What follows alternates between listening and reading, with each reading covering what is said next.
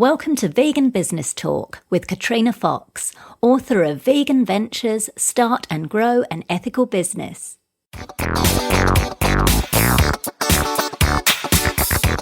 Hello and welcome to episode 24 of Vegan Business Talk. I'm Katrina Fox, journalist, media trainer and editor of veganbusinessmedia.com, the multimedia blog providing success tips for vegan business owners and entrepreneurs. In this episode, I interview Pana Barbounis of Pana Chocolate in Melbourne, Australia. 4 years ago, when he launched the raw vegan organic brand, he filled the first few orders himself. He wrapped them and delivered them on the back of his motorbike. Now the business takes over $5 million a year and products are sold in over 3,000 stockists in 24 countries.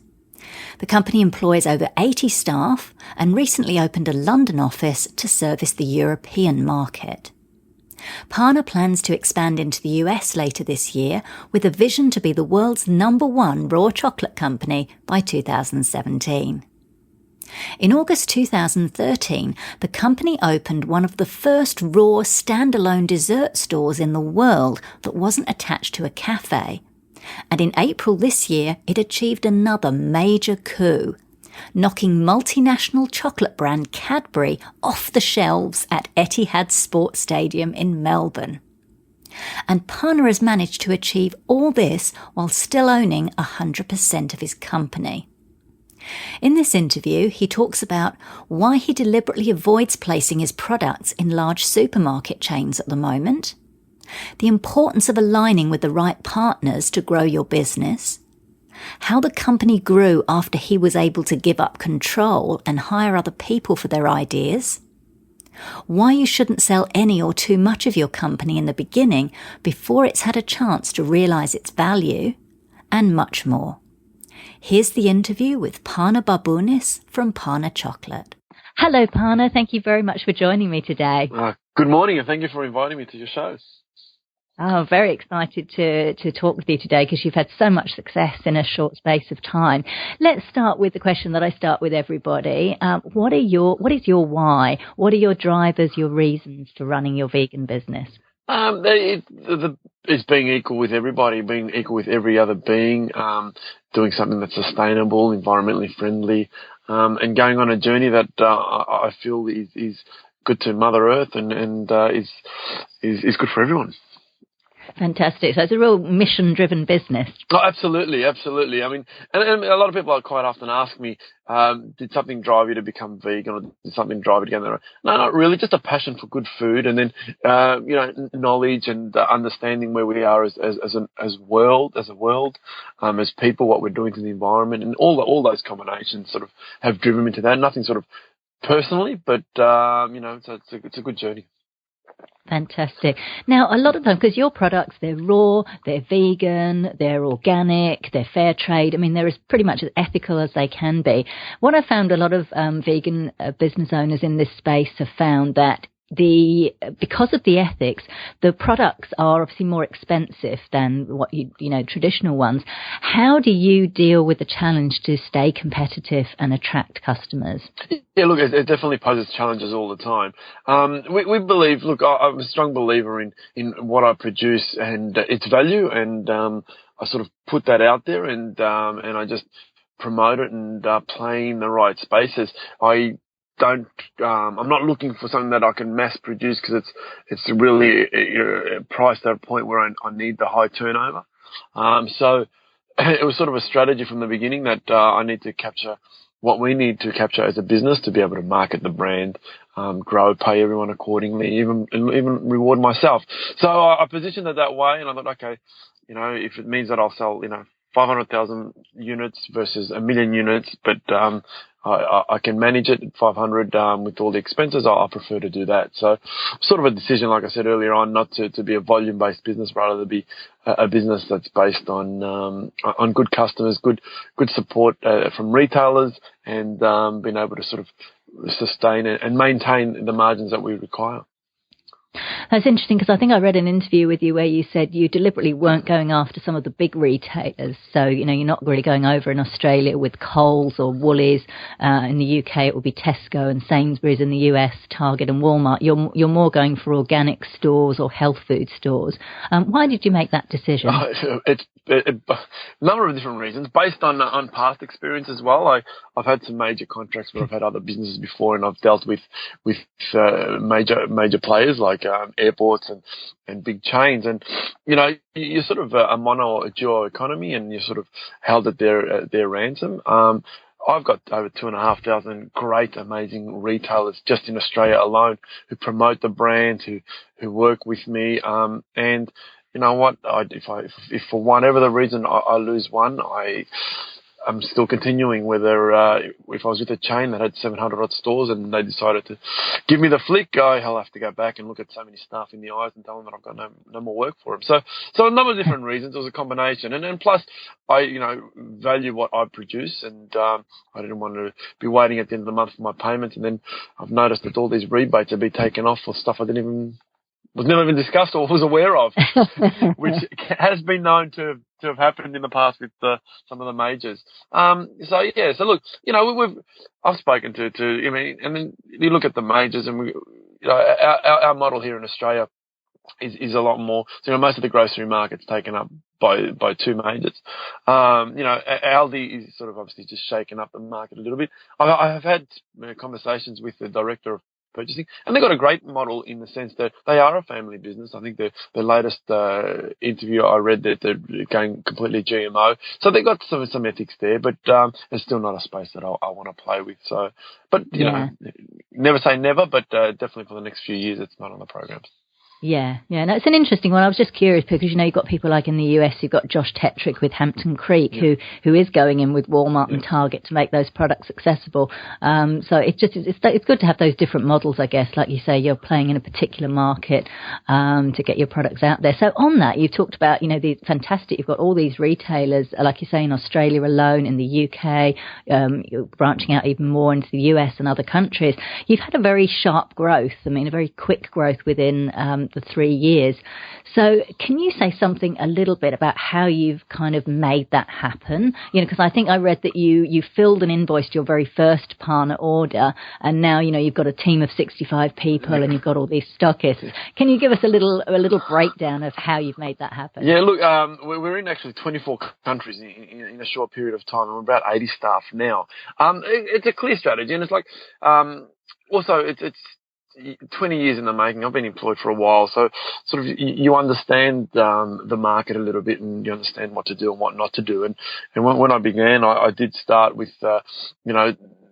fulfilling 20 odd customers on my own, delivering and packaging and wrapping and making, invoicing on the back of a Vespa in Melbourne, about 22 customers. And then I grew to capacity, but I just sort of ironed out everything that I sort of needed to as a business and understand it. And then I went state the month later, and then I went national within 2 months.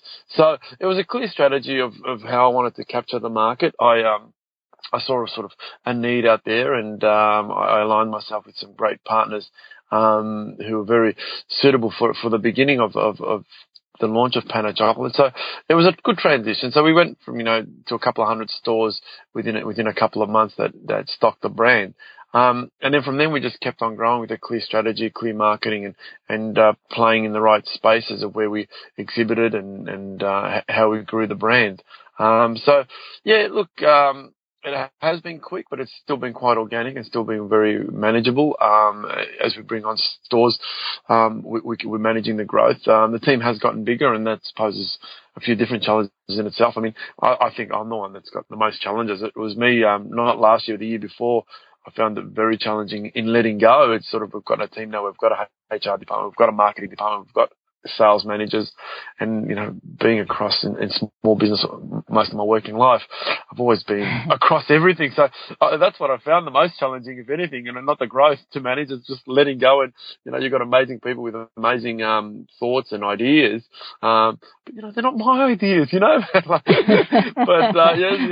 so it's really been exciting, and it's really, and last year we really laid some strong foundations. Even though it was our third or fourth year, we really laid some strong foundations businesses to platform us in the next for the next 3 or 4 years as well. And we're in the US only in a couple of novelty stores. Our biggest focus at the moment is Europe.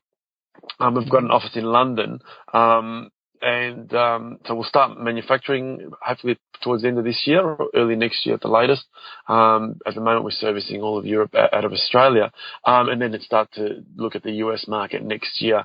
We've got a great couple of novelty or great little stockists in LA and New York, but nothing sort of major at the moment. Yeah. What advice would you give, Pana, to, because, obviously there are, like you say, you've been a small business owner yourself. So a lot of small business owners now, and they're kind of treading water in some ways because they're trying to do everything. They're trying to do so much. What advice would you give to those, particularly those that have got products who want to get their products, whether it's food or other, into retail outlets? Yeah, I mean, have a clear strategy for starters. I mean, have a clear strategy of the direction that you want to take and hold it. Don't sell any of your company or too much of your company too early in the piece before it's really realised its value. I still own all of my company, so I'm quite blessed, but there's some opportunities for me to let go percentages of the company at the beginning, which obviously now it's worth probably 10 times that. Yes, stay true to your values, and they will pay off. I do find they always pay off, and do the right thing, and it always comes back. And don't be scared to hire people earlier on. Sometimes it feels like you can't afford them, but what they bring to the table and how it grows, it's priceless. That's a really good point, actually, because I was going to ask you, because you say you've got a really fantastic team. You mentioned you've got about 80 staff now. How do you go about finding and keeping experienced, motivated, passionate staff? Look, you tend to attract what sort of you're looking for most times. If you get 90% of it, the hiring right, I think you're generally on track. We're in a space where, most staff, we've had to sort of go out looking for some roles, but most of them have been recommended. So we're in a good space as a company because of what we believe and how we practice, but a lot of them are sort of referred within, and that's already there nearly most times. Just working with people and understanding their strengths and weaknesses and working with that. Fantastic. And what about in terms of expert help? What kind of expert help have you used over the years? So I'm thinking in terms of hiring others for business coaching, marketing, publicity, that kind of thing, and how useful that's been. How woo-woo can I get with my response here? Go for it. I always believe in mentors and people, and I come from a European background where money wasn't very plentiful at home, so there was a lot of programming that I had to break down. So it started sort of when I sort of came out of my 30s, and I sort of found myself, I'd worked really hard and achieved some financial success, but not much self-fulfillment. And I started asking questions and breaking down, and I've always looked up to mentors, but I've never sort of really, I definitely always look up to mentors and work with mentors. And then the first one, when I came out of my 30s, I've had different mentors, more business mentors in my 20s. I started started chatting with a guy with just practicing NLP.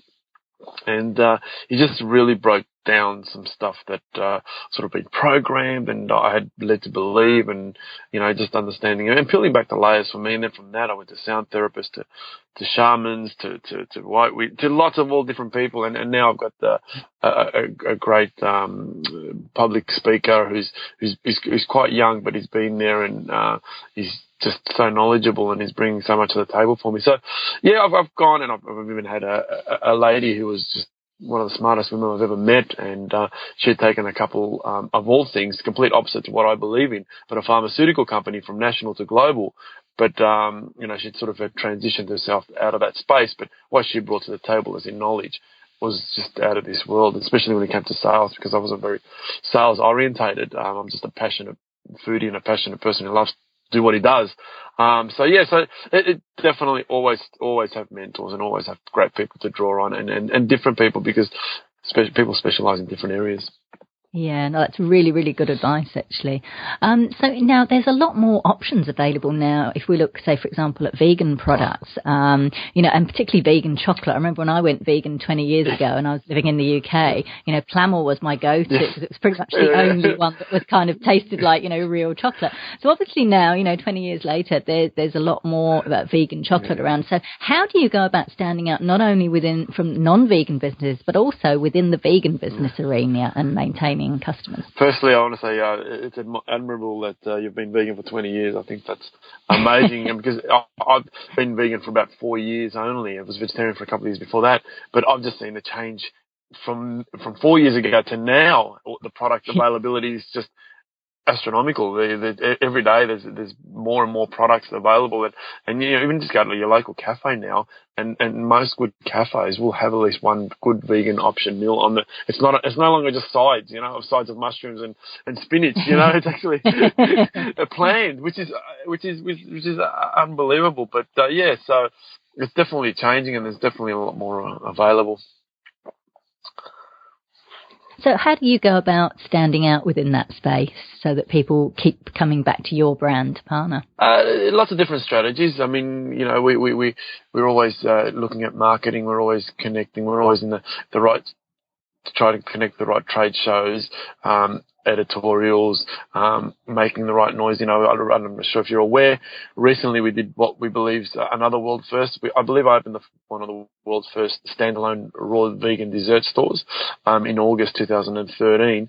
And last week we announced a sports stadium knocked out one of your traditional chocolates, conventional chocolates. Yes, I read about that. Yeah, amazing. Yeah, and we were playing in some really in a wider audience space and introducing the chocolate, and it's good to hear sort of maybe your traditional football crowd talking about the chocolate, and some of the reporters are saying, oh, this tree hugging chocolate, and then they're tasting it, so it's actually not bad, so it's good to see the response. So we're just obviously always chasing innovative spaces and playing in and partnering up with amazing businesses. I mean, Etihad management was just a brand that actually approached us, but was so behind us and so behind that change that it was just a no-brainer for us. It was just, we're going to do this. And, it might be a little bit ahead of its time, and it might take a little more time. We won't sell huge numbers to begin with, but, we can slowly transition people and, bring an option to them where they are aware that you can have a great chocolate that doesn't have dairy in it. It's a dairy-free, no beings have to sacrifice its life in any capacity to be in the product. We're happy. We're happy. So, but in general, we're always looking for new spaces, and we're trying to be a leader in what we create. We like to take everyone in this sort of raw, organic, vegan space on the journey together. So the more noise we all make, and the more information we put out there, and play in some great spaces, we really start to carve out the market, and we all get great exposure. Absolutely. And we've seen some, as you probably know, some really exciting developments happening in the US with the formation of the Plant-Based Foods Association, which is pretty cool.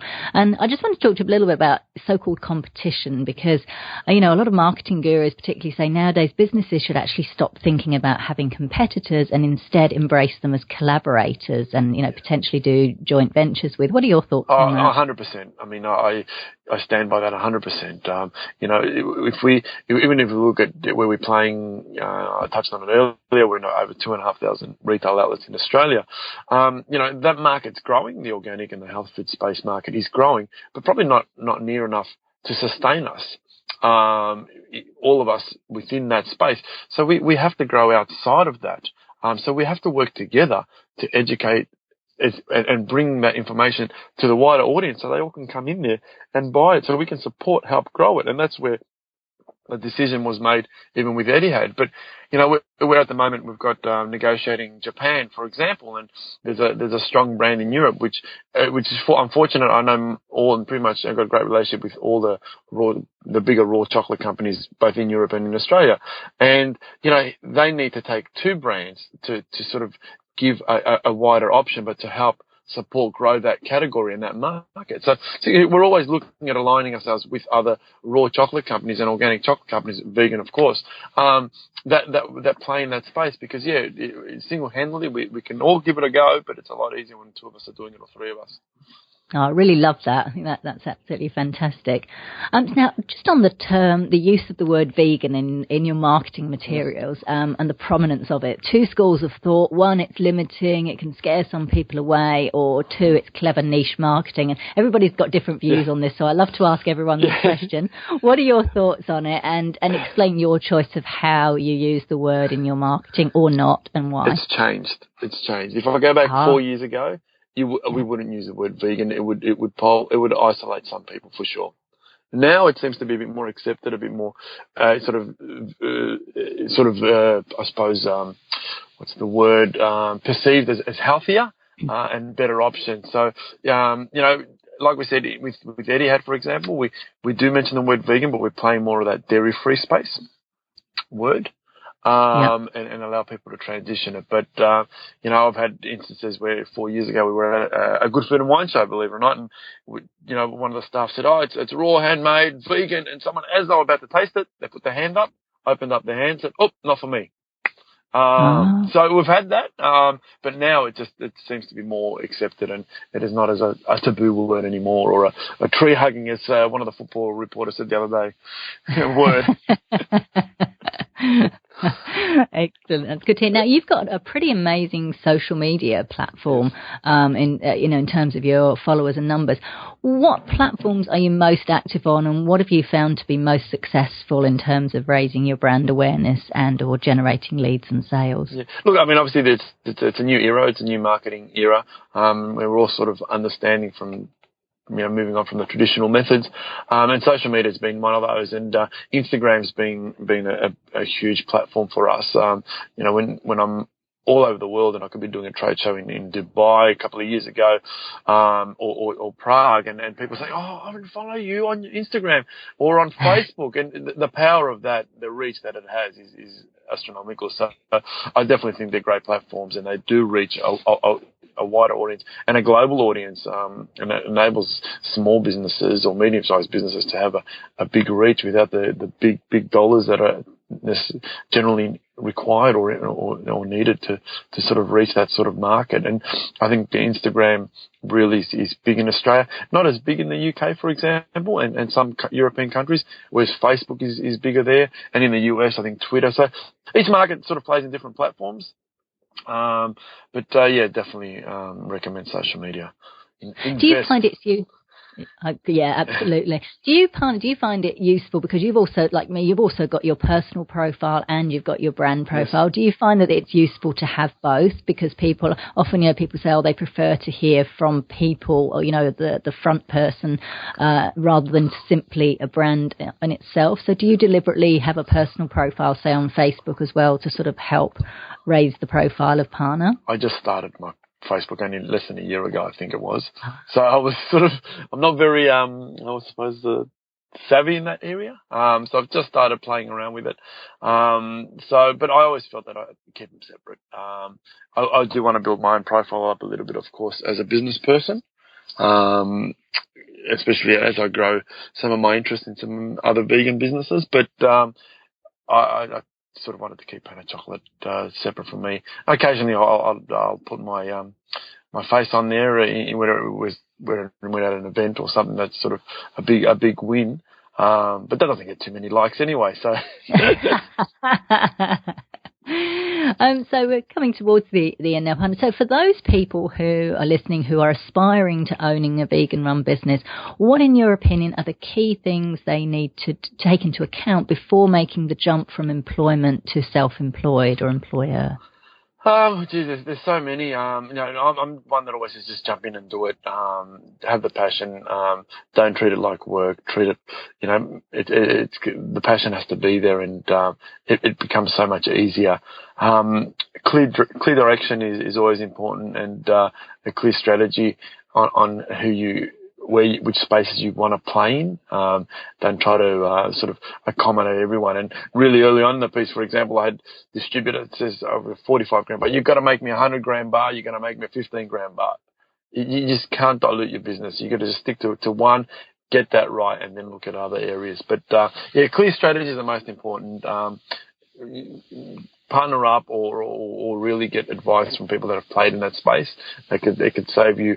I mean, it's always good to jump in and learn for yourself, but it could save you a lot of money at the beginning as well, when money's not probably as plentiful. Just stay true and ethical. That always prevails, in my opinion.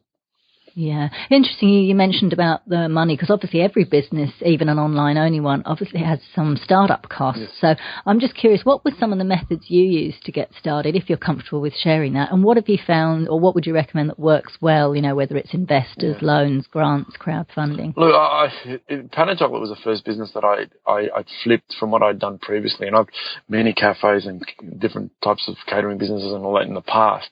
And I would always build them up from nothing. I would be the last one that I'd pay myself. I would look at paying everything else and building a business and then growing it internally. And sometimes I'd find myself, 2 years before I would earn a salary in some businesses. But sure, the business value had grown, but I hadn't sort of really rewarded myself. And with Pana Chocolate, I did completely different. I actually put in a large chunk of money because I'd built up my finances from previous operations, and I paid myself a wage. I didn't pay myself a big wage, but I paid myself a nominal wage. So even when it was in development stage, I felt guilty if I didn't. I was an employee. I always treat myself as an employee, so I had to do the hours, and I felt that way I was able to accelerate and go forward a lot faster as well, and stay motivated. And I've known 1 week that I have not received a salary with Pana Chocolate in all its years. So from the beginning, I was fortunate enough where I've been able to take out the money that I invested in it back out. But it was just something that I did completely different. For sure. Well, I mean, I noticed you said earlier you were quite proud of the fact you still own 100% of Pana. So what are your thoughts on getting investors involved?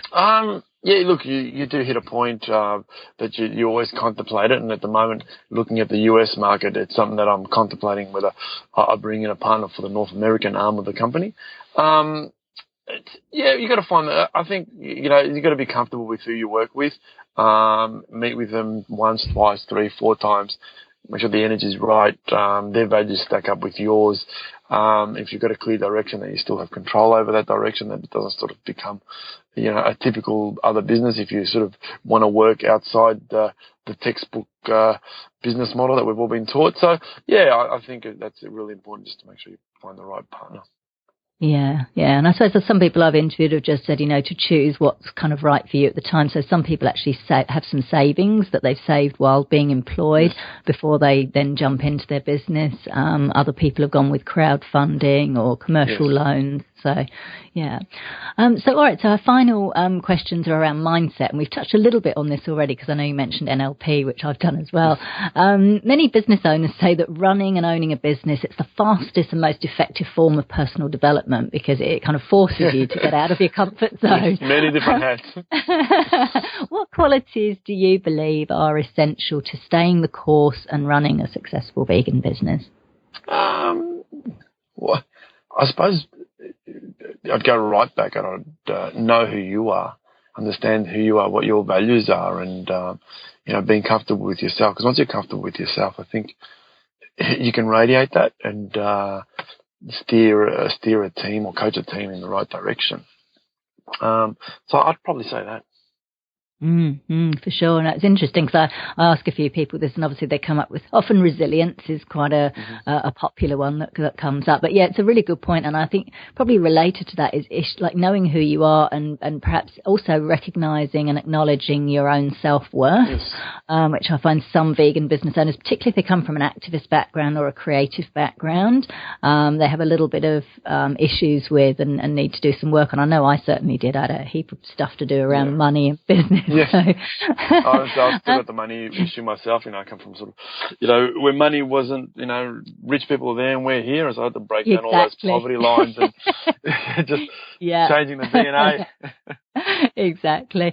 So what sort of strategies or techniques do you use or have you used to ensure that you've got this strong and mental and emotional well-being as a business owner? So it could be meditation, coaching, self-help, sport of any kind. What do you do? I'm a big believer in exercise and keeping fit and lean and not overindulging and look, I mean, nourishing the soul, both with love and food is so important. I think we really got to treasure ourselves and our bodies, and so we are what we eat. I know it's very cliche, and let food be thy medicine are some of the things that I always use, because that then keeps us balanced and true and clear thinking. And nutrition or sustaining the body, it's just not fuel, it's fuel for the brain, it's fuel for staying motivated. So we really need, I base everything on food. I think food's the most important thing for me, and and then exercise is keeping active. I mean, I travel a lot, and it's hard to keep it up sometimes.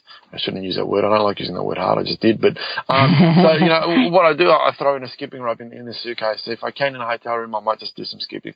Or I ensure that where I stay is next to at least a yoga center, so I can go and do a couple of yoga classes. I have to be realistic. I used to take the whole gym gear and running gear and never used to do any of that. So now I sort of got to play with what I can and what it can be achievable, but I really believe in that. And I try to ride to work whenever I can. I'll go to the gym whenever I can. I'll do yoga whenever I can. So at least 4 or 5 times a week, I'll do something quite active for an hour or two. Fantastic. And it helps me sort of stay nourished and clean. And I don't know how you don't want to feel that way. So I'm a strong believer in that. So. It's really good advice, and lovely that you've created this amazing chocolate that is also super healthy. So thank you for that. You're welcome. And a final question, Pana, then, what have been the key lessons that you've learned through running your business? So those can be personal, things you've learned about yourself, or professional, or both. You never stop learning. And geez, key learnings. I suppose I've said this one a few times, and you go in with the intention, and one of the values that I brought to the company immediately, or what I wanted to stick to, was I wanted to have the same team around me from when I started. 10 years we can be sharing the story and be sharing experiences, and so potentially I've promoted people into roles which potentially were never going to work for them, and that's, I suppose we went through that a couple of years ago, where I promoted people that weren't suitable for key roles, that didn't have the experience or the support from me, because we were so growing and being everywhere, that I probably wouldn't do again. I'd prefer to say, hey, look, what do you what can we do? Because it's just the role's no longer required, rather than saying, okay, that would be a great role for you, and building them up and then realizing that I sort of only built them up to fail in some ways. Right. That's a really good point. I really appreciate you being honest and sharing that, because that's the kind of gold that I think is really important for people running their businesses. So that's brilliant. Thank you so much. Is there anything else you'd like to add? No, thank you for your time. I had the pleasure of meeting you a few months ago, but yes, which panel, was great. That's right. No, I look forward to catching up with you again at some point somewhere along the journey. Brilliant. Thank you so much for joining me, Pana. Thank you. So that was Pana Barbounis from Pana Chocolate. You can find out more at panachocolate.com. And you can find that link on the show notes page at veganbusinessmedia.com/podcasts. Now for our Vegan Business News Roundup. Vegetarian and vegan meals and meal centres are increasing in popularity in Germany, traditionally a meat-centric country. New research from Mintel reveals the number of meals and meal centres with vegetarian labels increased more than sevenfold, 633% in Germany, between 2011 and 2015, while the number of vegan labelled meals and meal centres has grown more than 20-fold since 2011. Mintel says this is a result of vegetarian claims appearing on 12% of all meal and meal centre launches in Germany in 2015, up from only 2% in 2011. Similarly, vegan claims in this category have also increased sharply from just 1% of all meal and meal centres launches in 2011 to 9% in 2015. Katia Wittem, Senior Food and Drink Analyst at Mintel, said meat substitutes are increasingly spreading across various segments of the German meals and meal centres category, from prepared meals to pizzas and salads, recreating meat-based recipes. The growing use of plant-based meat substitutes in meal and meal centres highlights how foods that were once considered as inferior alternatives to non-vegetarian and non-vegan options are now becoming legitimate contenders for the attention of everyday consumers. Fantastic. Now, unsurprisingly, health-conscious millennials are the biggest forces behind the rise of meat alternatives in Germany. Compared to consumers overall, twice as many Germans aged 16 to 24 define themselves as vegetarians, that's 16%, and almost 1 in 3, 31%, say that they're incorporating more vegetarian foods into their diets compared to a year ago. Animal welfare is cited in the research by 3 in 10, that's 30% of Germans, as a reason why they choose meat alternatives, with the number rising to almost 2 in 5, that's 39%, of 16 to 24-year-olds. Meanwhile, more than 1 in 5, 22%, name environmental concerns as the reason they look to meat alternatives. So this is really good news. I remember being in Berlin back in the early 90s for a holiday when I was still just vegetarian, and it was hard even then to find something suitable to eat. So the fact that such a traditionally meat-based culture is shifting more towards alternatives is cause for celebration. Australia is the third fastest growing vegan market in the world, behind the United Arab Emirates and China, reports the Sydney Morning Herald. Citing research by Euromonitor International, it claims Australia's packaged vegan food market is currently worth almost $136 million, set to reach $215 million by 2020.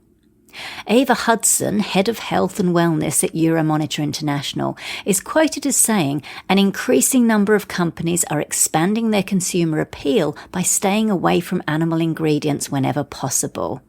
The rising demand and trend for vegetarian and vegan proteins indicates where the market is moving right now. So that certainly backs up what I saw recently when I went to a natural products trade expo in Sydney recently. There were so many vendors who had made their products vegan, and they weren't shy in advertising this on their banners and their marketing material. Currently, the biggest vegan food labelling market is the US at $1.75 billion, followed by Germany, $614 million, Britain, $507 million, and Australia. In Australia, the largest product sector for vegan labelling is dairy-type products, worth $83.7 million, followed by sauces, dressings and condiments, $26.3 million, biscuits and snack bars at $12.5 million, confectionery, $6.9 million, breakfast cereals, $5.9 million, and spreads, $1.1 million. Alternative milk has experienced the strongest growth in recent years, driven by a strong shift towards almond milk and away from grain-based milk such as soy. Vegan donuts and jackfruit are among the search terms described as rising stars by the latest Google Trends Data 2016 US report. Compiled from data collected from January 2014 to February 2016, it identified that users are increasingly searching for vegan foods such as donuts, cauliflower, turmeric, sourdough bread, and jackfruit, reports Veg News. Rather pleasingly, bacon cupcakes and bacon cinnamon rolls, were named sustained decliners, with searches steadily decreasing over the past years, indicating that these trends are fading. Good! In more good news, searches for vegan cheese were up 80%, vegan mac and cheese were up by 69%, vegan chocolate up 86%, of course, and vegan ice cream up by 109%. Now, you may recall in a previous episode of Vegan Business Talk, I reported that Eric Schmidt, chair of Google's parent company Alphabet, predicted plant-based food development to be the most important tech trend of the future, and particularly 2016. And this latest report certainly bears that out. Now, this next story made me smile. Leading restaurants and caterers in the UK have seriously underestimated the demand for vegan recipes. A report on the VegFest Express blog by health pioneer Tony Bishop-Weston reveals that Hampshire Zzz's launched their new vegan pizza with 7 kilograms of vegan cheese as backup, but it sold out almost immediately, and they now get through over 14 kilograms of vegan cheese every week. Also, the new veggie Pret store from Pret a Manger in Soho, London, was so busy it ran out of ingredients. Pret Food Director Caroline Cromar said staff had to go on a scavenger hunt of nearby Pret stores to keep up with demand. Bishop Weston's report quotes Sandy Collier, head of food and responsible for new openings, said she had never seen a Pret store so busy. The company was expecting Veggie Pret to be less busy than a store offering meat, but it turned out to be the opposite. Veggie Pret got 50% more customers than on a normal day at a regular Pret store. Baguettes were the most popular items, beating salads, while vegan items flew out the door. The new vegan dairy-free chocolate pot was top of the list and sold out, with the chocolate and almond protein shake coming in a close second. So this is wonderful news. Let's hope these outlets continue to be so popular that they turn all their stores fully vegan.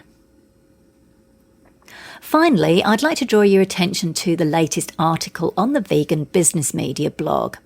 Written by copywriter Kelly Myers, it's about how SEO, that's search engine optimization, can help your vegan business. Now, I don't know about you, but SEO for me conjures up dodgy companies calling or email, promising to get your website on the front page of Google. Or maybe for you, it's a vague tech term that you don't want to get involved with. Or maybe you've even heard, well, actually SEO is dead and you don't need to bother with it. Kelly sets the record straight, explaining in layperson's language what SEO is, why it's important for you as a vegan business owner, and some tips on how to make it work for you. You can read it by heading over to veganbusinessmedia.com. So that's it for this episode of Vegan Business Talk. Thank you so much for tuning in. If you enjoyed the show, please consider giving it a review and a rating on iTunes or any other platform you're listening on. I'm Katrina Fox from veganbusinessmedia.com, and I look forward to catching up with you in the next episode. Bye for now.